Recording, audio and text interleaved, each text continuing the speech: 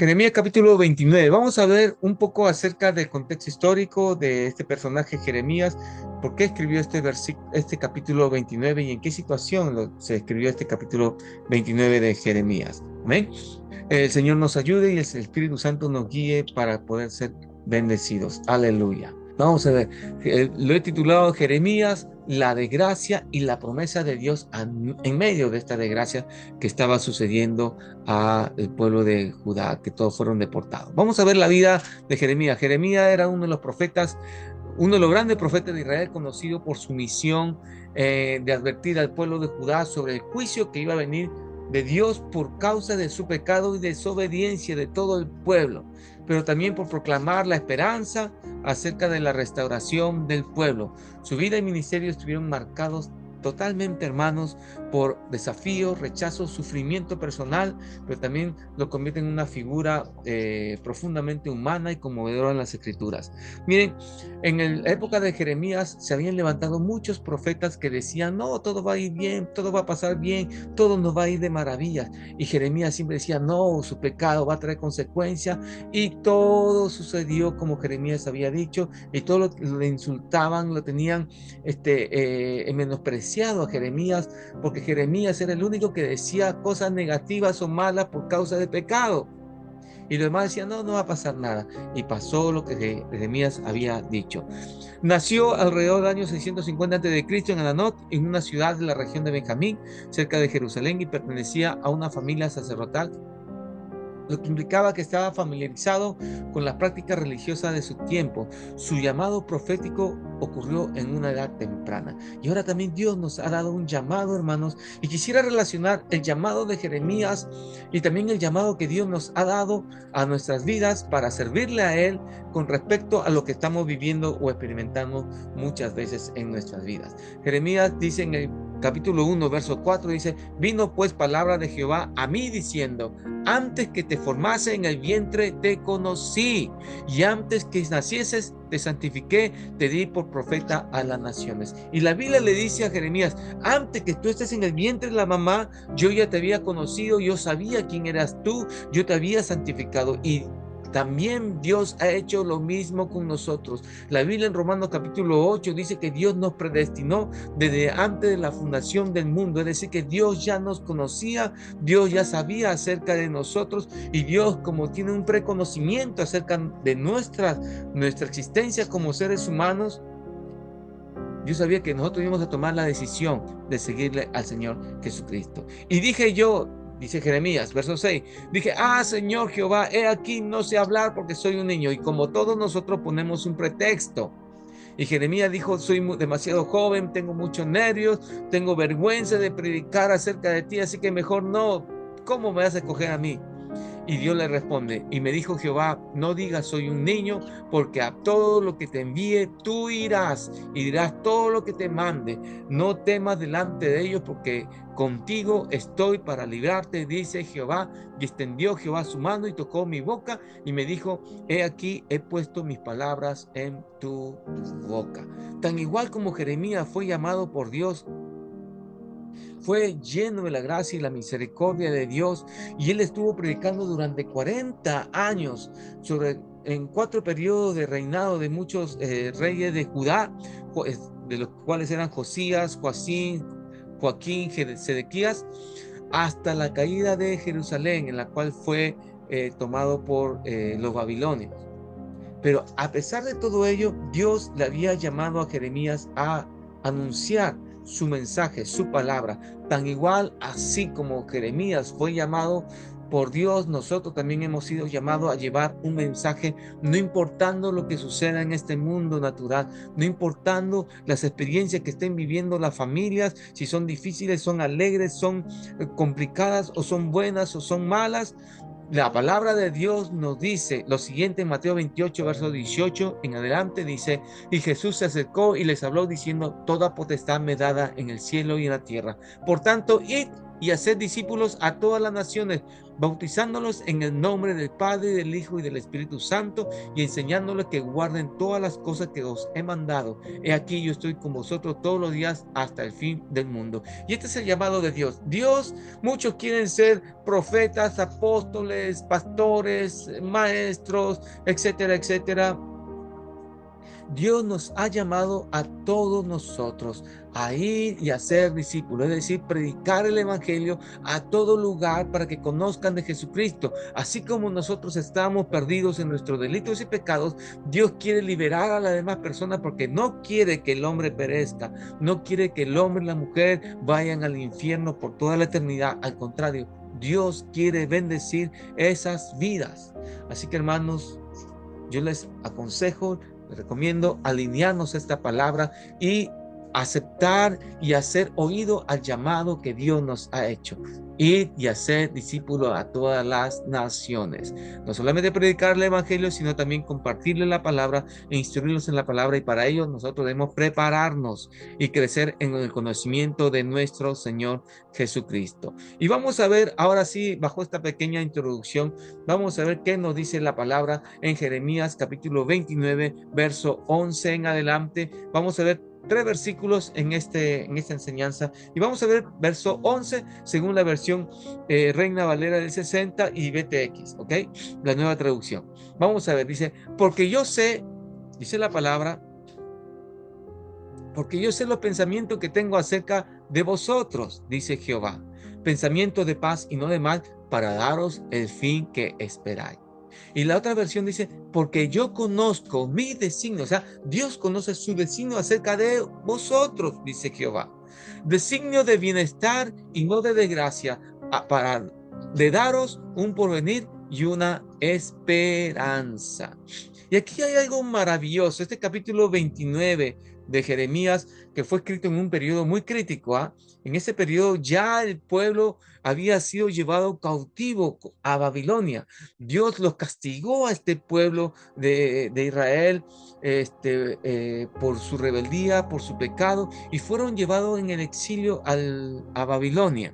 Y esto ocurrió en el siglo VI aproximadamente antes de Jesucristo. Y este capítulo que el profeta Jeremías habla es una de los escritos que él envía a los que estaban deportados en este lugar de Babilonia en el año 597 antes de Jesucristo.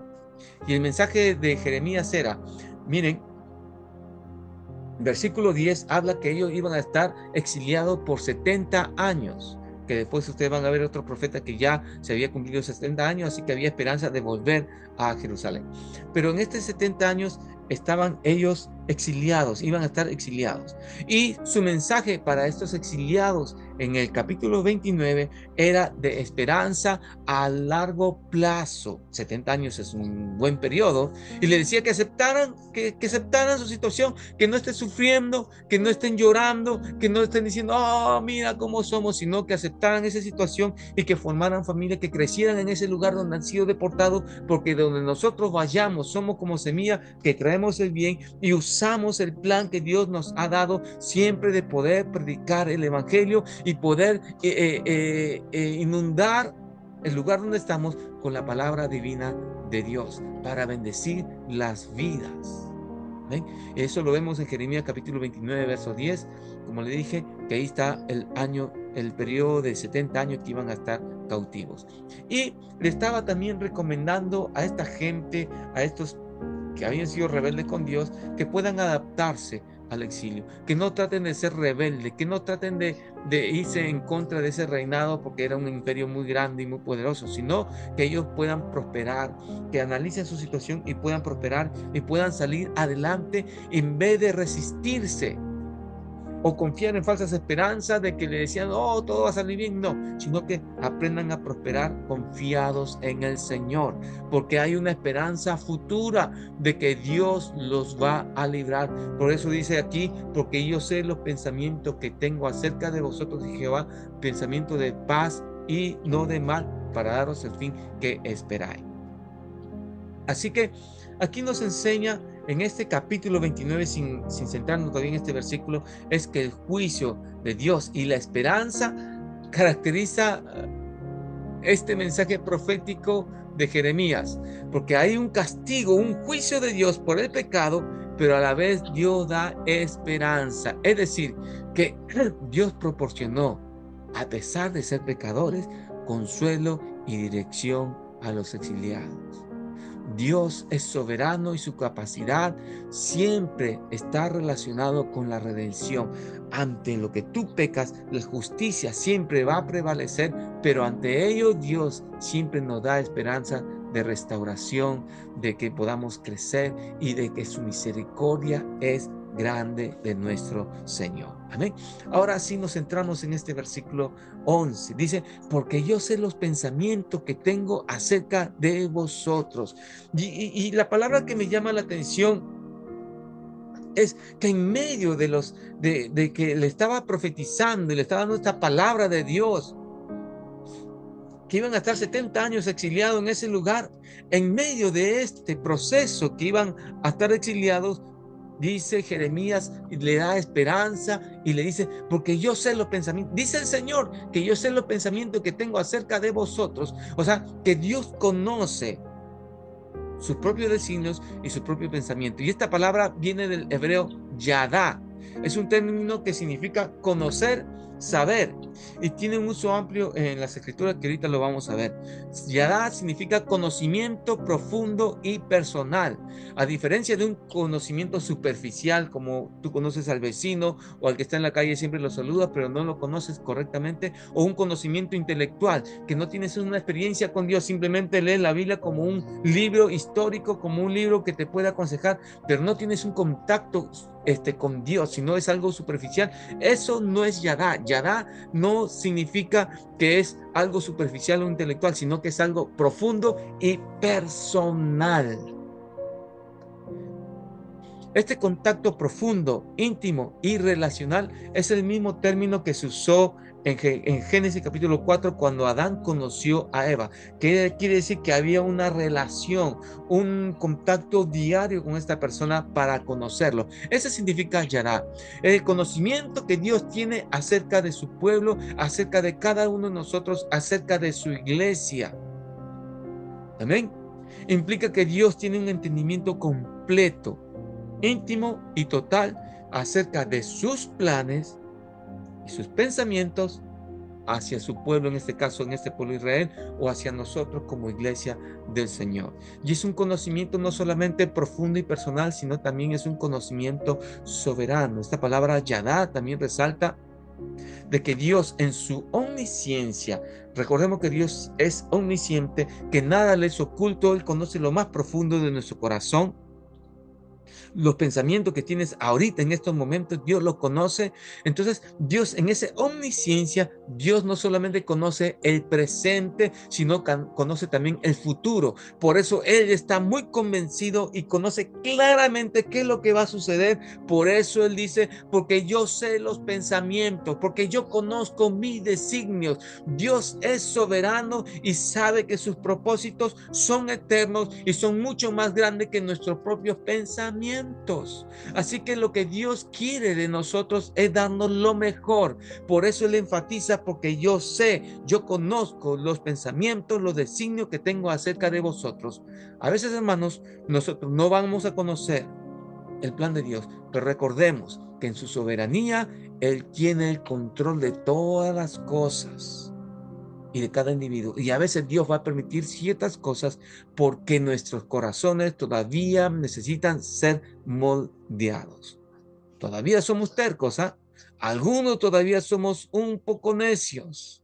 Algunos queremos prevalecer en nuestro yo, en la forma de pensar nuestra y no lo que Dios quiere acerca de nosotros. Dios tiene muchos planes contigo, hermano, hermana.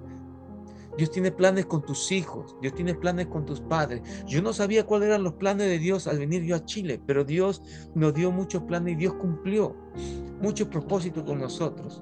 Gente que no conocíamos, conocimos iglesia, conocimos siervos de Dios, habíamos bendecido a muchas personas y ahora estamos bendiciendo a muchos más. Así que los planes de Dios no los sabemos en su totalidad, pero es mejor alinearse, porque el propósito de Dios es mucho mejor que nuestros propósitos o nuestro propio plan. ¿Okay? Así que el propósito de esta palabra Yadá en este versículo asegura que Dios tiene un plan clarísimo acerca de su pueblo.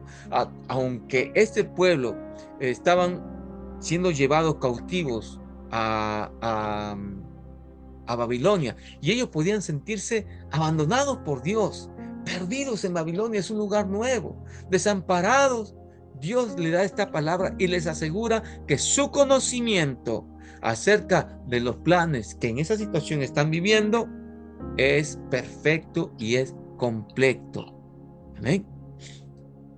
Hermano, y esto Dios le está dando a conocer al pueblo de que Dios conoce todo lo que Él hace y lo único que quiere es que aprendan a confiar. Y en nuestro caso, que aprendamos a confiar en el Señor en todas las circunstancias y en toda la situación. Miren, no estamos abandonados al azar o no suceden las cosas. A veces, acá pongamos un paréntesis. A veces las cosas nos suceden por nuestras malas decisiones. Y hay cosas que Dios permite para formar y tratar con nuestro temperamento, formarnos a nosotros. Es como cuando Dios permite que nosotros seamos metidos en el horno de fuego. Recuerden que el oro, para que sea más puro, hay que meterlo en el horno, fundirlo, y normalmente la basurita que se llama escoria flota.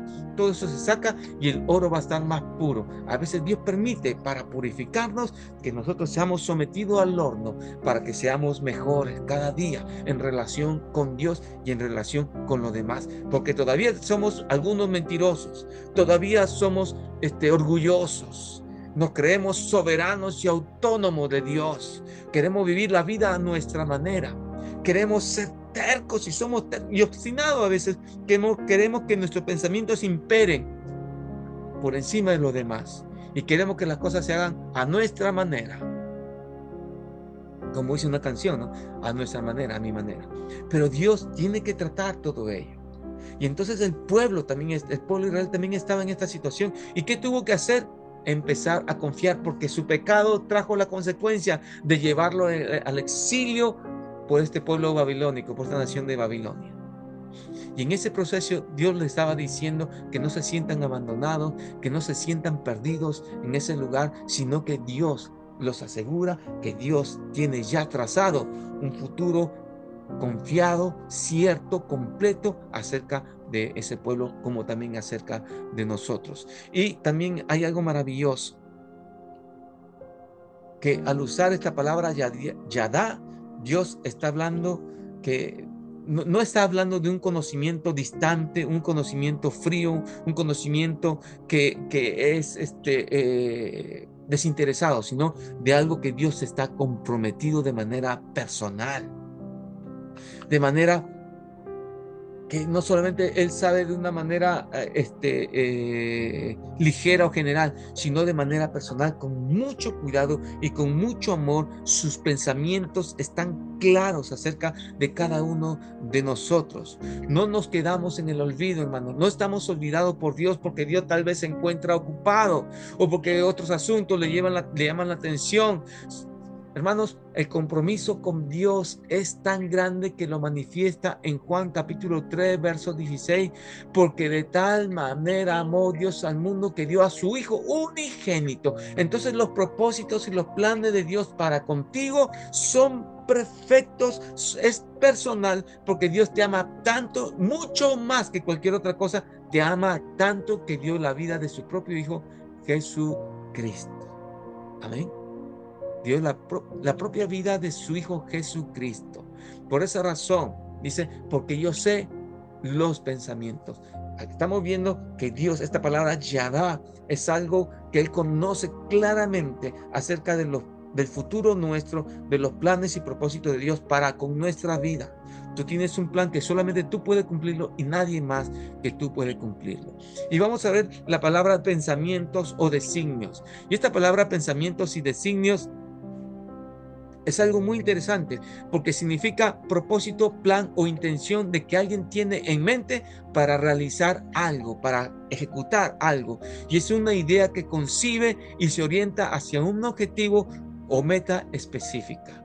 Dios tiene algo bien claro, Dios tiene algo específico y Él conoce cuál es ese plan. ¿Ok? Y esto, Dios, esta palabra pensamientos y designios nos da la confianza de que Dios ya determinó qué hacer con nosotros. Es decir, que vamos a estar alineados a su voluntad, que su voluntad es mejor que la nuestra. Su voluntad es perfecta. La Biblia dice en Romanos 12:2, no conforméis a este siglo, sino este siglo, o sea, este mundo nos va a tratar de distraer, sino que transformaos por medio de la renovación de vuestro entendimiento para que comprobéis cuál sea la buena voluntad, agradable y perfecta. La voluntad de Dios es buena, agradable y perfecta. No es imperfecta, no es mala, ni es desagradable. La voluntad de Dios es buena, hermanos, es lo mejor que Dios puede darnos a nosotros. Por lo tanto, Dios nos está invitando a confiar en sus planes, a que nosotros podamos abrazar sus planes. Y Dios, y miren, y los pensamientos de Dios no son pensamientos accidentales ni inciertos, sino son bien definidos, bien claros y destinados siempre a traer esperanza y paz. Como que tenemos aquí en esta imagen, habla la voluntad de Dios y mi voluntad. ¿Qué voluntad vas a elegir o qué camino vas a elegir? Los pensamientos, los planes de Dios que están en su palabra, que en esta palabra está la voluntad de Dios escrita, plasmada en letra y papel, eso es agradable y perfecta y buena, hermanos. Nos toca a nosotros alinearnos a esos pensamientos de Dios, caminar en esos pensamientos de Dios, la cual el pueblo de Israel había desechado, el pueblo de Judá había desechado.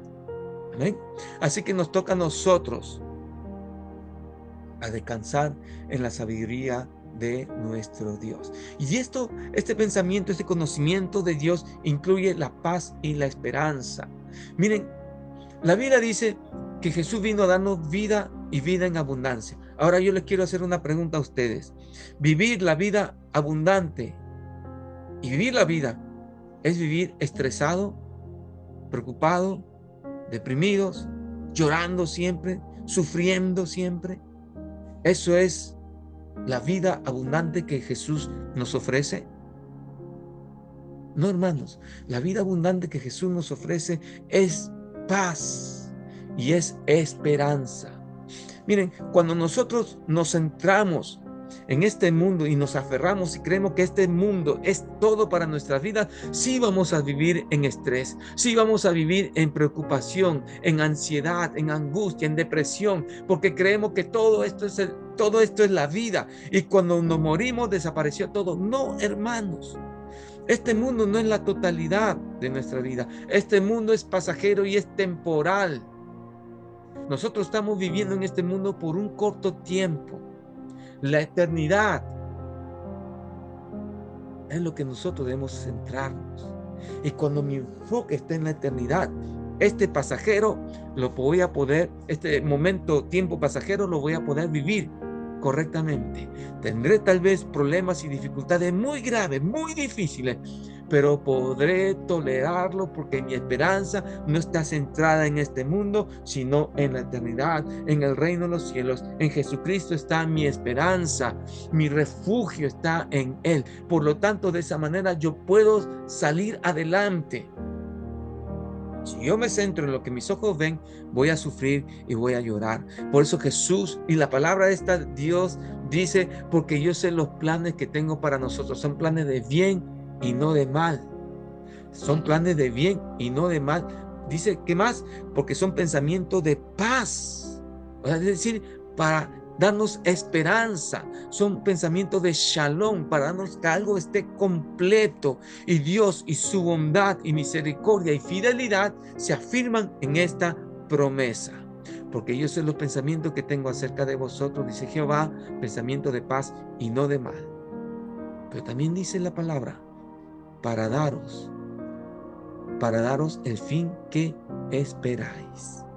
Nosotros tenemos sueños, nosotros tenemos muchas cosas que pensar al final de nuestras vidas. ¿Cómo quisiera, como muchos preguntan, cómo te gustaría que la gente te recordara? A cada uno de ustedes les hago esa pregunta. ¿Cómo te gustaría ser recordado por toda la gente?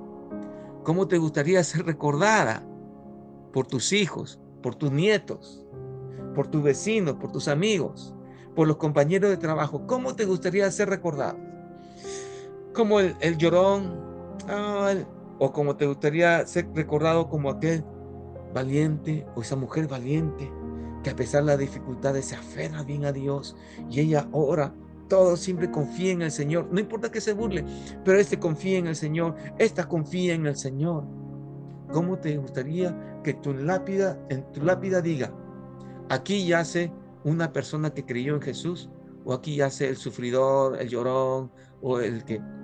Eso es interesante. Y este fin, esta palabra final que dice, porque yo sé los pensamientos que tengo acerca de vosotros, dice Jehová, pensamiento de paz y no de mal, o sea, es decir, pensamiento de que te va a dar paz y no te va a venir mal. ¿Ok? Dios no quiere el mal para nosotros. Satanás quiere el mal. No le echemos la culpa a Dios por el mal que nos ha venido muchas veces. El mal viene ya dicho por dos causas, porque Satanás mismo lo ha incentivado, ha instigado esto, o también porque Dios permitió por tu mala decisión. Nuestras malas decisiones traen consecuencias, nuestras buenas decisiones traen resultados. ¿Okay? Ahora, pero esta palabra viene, para daros el fin que esperáis, viene la palabra aharit, que viene del hebreo, que quiere decir final, desenlace o resultado final. Porque los pensamientos de Dios, el deseo de Dios, que son claros, y el conocimiento de Él mismo acerca de sus planes que están en su palabra, Él lo conoce bien. El resultado final aparece como para daros el fin. Viene esta palabra aharit. Es un desenlace, no solamente es un final, sino es un desenlace de algo que está en proceso, ¿ok? Se refiere a un futuro o desenlace de algo, pero con un énfasis especial en la perspectiva divina. Es decir, que hay un desenlace, hay un evento que está sucediendo y en ese proceso de ese evento, simplemente el futuro, que no es cronológico solamente, sino que el futuro va a implicar ese resultado, que puede ser 2 días, 3 días o años, como en este caso 70 años, va a ser un final, un resultado de acuerdo a un proceso que ha sucedido. Por ejemplo, ¿qué cosa es un proceso? Un proceso, por ejemplo, es convertir de repente el plástico en estos lentes, o convertir el plástico en este mouse, convertir papel o el árbol en esto. El proceso es traer el árbol, convertirlo, lavarlo, pasar por muchos procesos, y como resultado final va a ser papel y luego pasa una imprenta y es impresa. Ese proceso que nosotros vamos a experimentar durante nuestra vida va a tener un final esperanzador, una esperanza de acuerdo a su palabra. Y eso significa la palabra aharit, para darlos ese desenlace de que ustedes sueñan, de acuerdo a la palabra, Dios nos va a dar. Posiblemente, hermanos, Dios está haciendo hoy algo contigo. Dios está permitiendo que estemos dentro de ese horno de fuego, no para ser destruidos, sino para ser purificados, para ser mejores. No creas que Dios se ha olvidado de ti. No creas que tú estás en ese proceso para que sufras y no tengas esperanza del futuro, no tengas una guía del futuro y tú te puedas nuevamente aferrar en tus capacidades. No. Los planes y propósitos de Dios, que va a usar el Espíritu Santo para guiarte hacia el bien, siempre va a traer el cumplimiento de su palabra.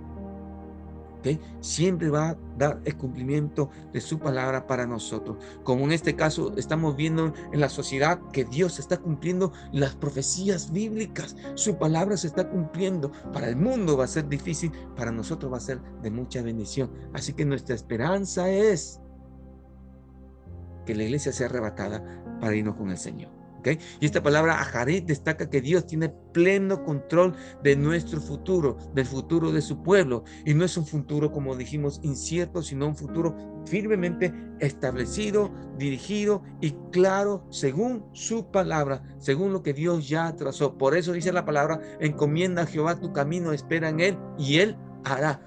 Déjale tu vida en las manos del Señor. Deja tu matrimonio en las manos del Señor. El Señor va a saber qué hacer con tu matrimonio, con tu vida, con tus hijos, con tus padres, con tus hermanos, con tu negocio, con tu trabajo, con tu familia. Dios sabe hacer mejor las cosas que nosotros mismos. Amén. Y para los exiliados que estaban en Babilonia,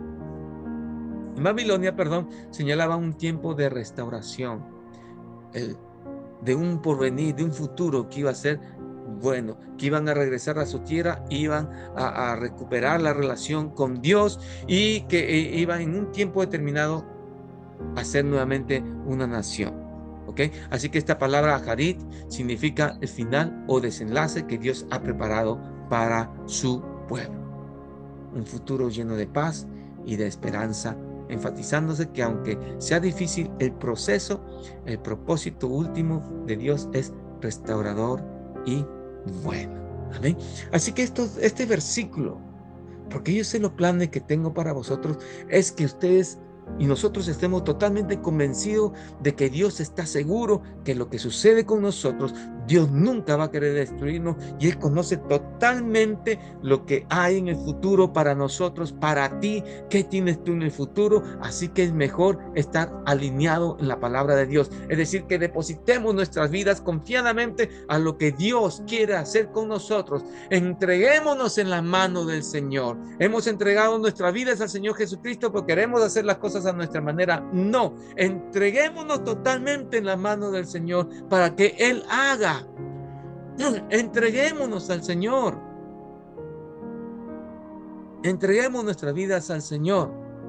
Y cuando tú entregas tu vida al Señor Jesucristo, cuando tú depositas tu confianza al Señor Jesucristo, miren qué es lo que Dios hace. Recién entonces, dice la palabra, entonces, es un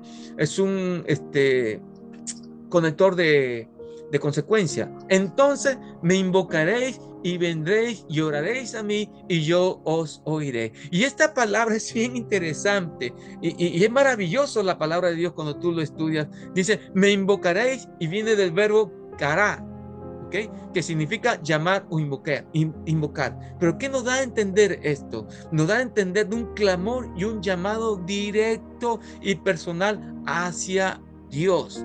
Implica que el pueblo volverá a Dios para reconocerlo como su única ayuda, como su única fuente de esperanza, que no son nuestras capacidades, no es el banco, no son lo académicamente recibido en la universidad o nuestro doctorado o nuestros diplomas. No, eso no es nuestra esperanza o esa no es nuestra fuente de confianza o de ayuda. Nuestra fuente es Dios. Y el pueblo de Israel, este pueblo que estaba siendo llevado, Jeremías les estaba diciendo, Dios les estaba diciendo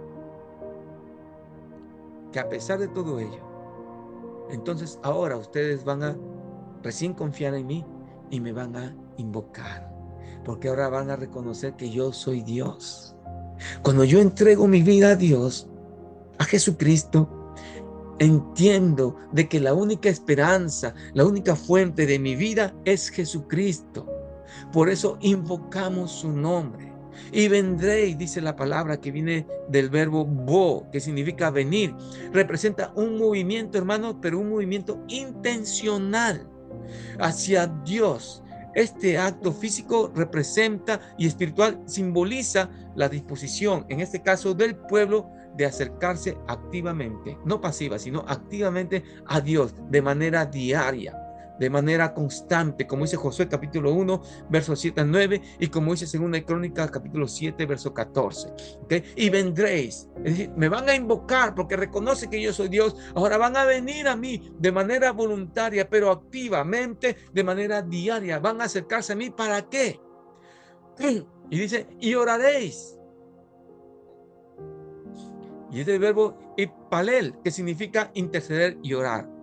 Y recién, hermanos, vamos a tener un contacto personal con Dios, en la cual implica que nosotros vamos a reflexionar en su palabra y vamos a orar, vamos a dialogar con ese Dios. Y eso significa ipalel, interceder también por lo demás, pero y oraréis, acercarse a Dios y estar en comunión con Dios. Y como resultado de estos 3 verbos que me van a invocar y van a venir de manera voluntaria. Invocar porque van a reconocer que yo soy Dios. Van a venir de manera voluntaria y van a clamar a mí.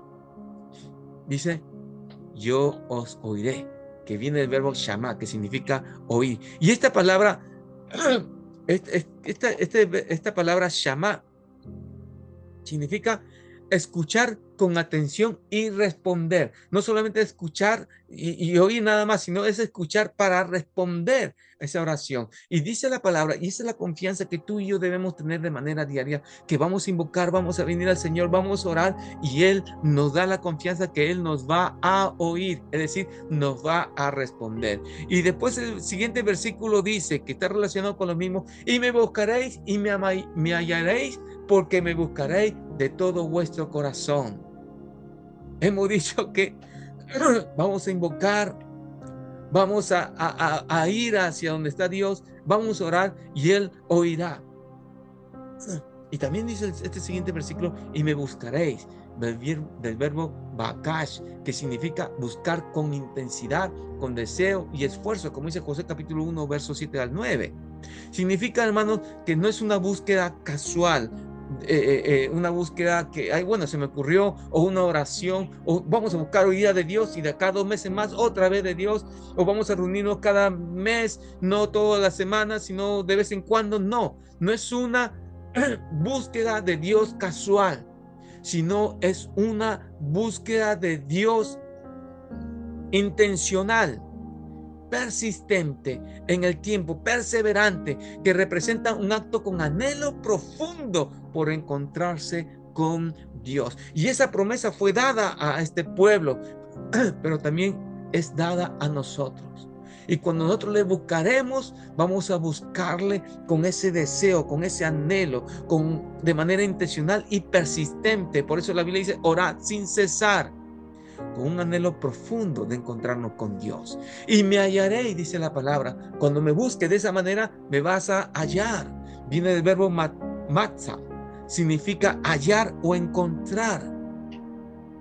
Y aquí nos da a entender que el pueblo, cuando busque a Dios de todo corazón, Dios, hermanos, maravilloso, Dios se va a revelar y va a permitir ser encontrado. El hombre no puede encontrar a Dios, pero Dios va a permitir ser encontrado. Es decir, Dios te va a llamar la atención para que tú te acerques a Él. Dios desea ser encontrado y conocido por su pueblo. Por eso dice, búscame de mañana, el que de mañana me busca, me hallará, me encontrará. Así que, hermanos, aquí la palabra nos está revelando algo bien interesante. Cuando buscamos a Dios, lo vamos a encontrar, porque Él se va a dejar encontrar. ¿Con qué? Con todo nuestro corazón, porque vamos a buscarle a Dios con todo nuestro corazón. Viene del término lev, que traducido es corazón, y del hebreo bíblico representa lo que nosotros somos, es el alma. Cuando nosotros buscamos con toda nuestra fuerza, como dice el mandamiento que Jesús dijo, el primer mandamiento, amarás al Señor tu Dios con toda tu mente, con todo tu corazón, con toda tu fuerza, con toda tu alma, es decir, con toda tu intención, con todo lo que tú eres. Tú le buscas a Dios porque es el único a quien tú te puedes refugiar. De esa manera, hermanos, nosotros vamos realmente, de todo nuestro corazón, vamos a ser sinceros y vamos a encontrar a ese Dios tan grande. No nos vamos a distraer por nada, sino que vamos a amarle a Dios por sobre todas las cosas. La acción humana, hermanos, en estos 2 versículos nos muestra que tenemos una parte que requiere de un esfuerzo intencional y sincero de buscar a Dios. No de manera superficial ni casual, sino de una entrega plena con Dios. Y Dios nos promete que va a responder a nuestro clamor. Por lo tanto, Dios va a restaurar nuestra relación con Él. Este pueblo que había sido rebelde con Dios, que había sido necio con Dios, por causa de su pecado fue exiliado. Pero Dios, a pesar de que estaban en ese exilio como prisioneros, Dios les estaba dando una promesa, que después de 70 años, si ustedes me buscan, si ustedes interceden, oran, vienen a mí, miren, yo sé los planes que tengo para vosotros, que son planes de bien y no de mal. Y el Señor es así, hermanos. Así que nosotros debemos aprender a acercarnos a Dios. Este pueblo de Israel iba a encontrar la libertad, iba nuevamente a encontrar la restauración de sus vidas. Por lo tanto, gracias. Por lo tanto, hermanos, nosotros queremos vivir en libertad en Cristo Jesús. Clamemos por esa libertad. ¿Y dónde está la libertad nuestra? No está en que el gobierno me da libertad, sino en 2 Corintios 3:17. Porque el Señor, dice la palabra de Dios, porque el Señor es el Espíritu. Y donde está el Espíritu de Dios, allí hay libertad. En estos últimos tiempos, hermanos, en estos tiempos tan complicados, Dios nos da a conocer que es un Dios restaurador y bueno. Y nos invita a comprometernos con su palabra, porque Él nos promete, según su palabra, que lo que viene es perfecto, es seguro y que su advenimiento está pronto por venir. Nos toca a nosotros reconciliarnos con Él, obedeciéndole a Él, confiar en el Señor y estemos muy dispuestos a escuchar la voz de Dios y responder de una manera consecuente con lo que nosotros decimos a la palabra y al mandato de Dios. Amén. Recuerden, porque Él es el Espíritu y donde está el Espíritu del Señor, allí hay libertad. Vamos a orar al Señor.